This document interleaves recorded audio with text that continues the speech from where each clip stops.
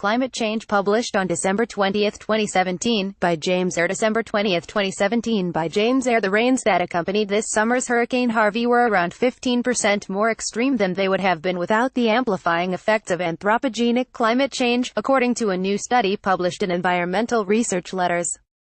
Hurricane Harvey, for those who don't remember, poured over 50 inches 127 centimeters of rain on some parts of Houston, Texas over a period of just a day or two. Flooding throughout large parts of coastal Texas and Louisiana was extreme, to put it mildly, and damage totaled around $200 billion. The new study also found that such historic rains are 3 times more common along the Gulf of Mexico coast than they were a century ago, as Reuters put it.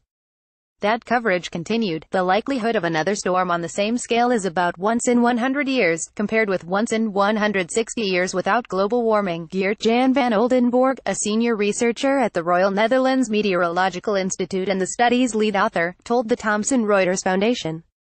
To measure the impact of climate change, the researchers used a technique known as event attribution, which has become more effective due to advances in computing power. The process involves a network of computers comparing weather scenarios with and without climate change, using an array of models with historic climate data.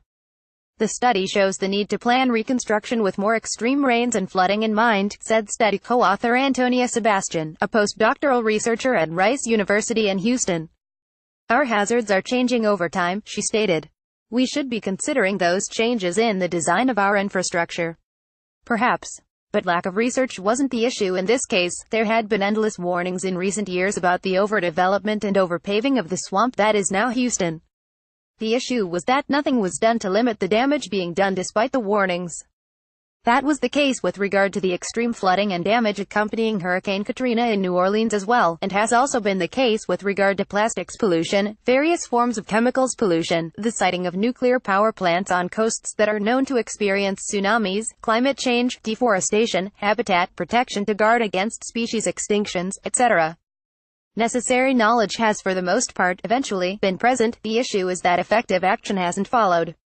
And the reason for that is obvious. To truly accomplish something means to do without in many cases, to use less, to grow slower, or not at all, to place limits on human desires and entitlements, and to place the future on an equal footing with the present.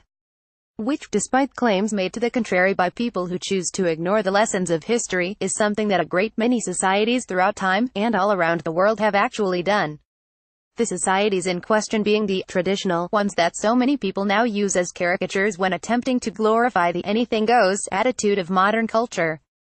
If something effective is to be done to limit anthropogenic climate change, and thus to limit the growing intensity of the destroyer of earlier human iterations known as Hurricane, often is referred to as heart of sky, then an attitude of valuing the future and embracing responsibility and stewardship will be necessary. But never mind, YOLO, you only live once, as the young people say when justifying narcissistic behavior.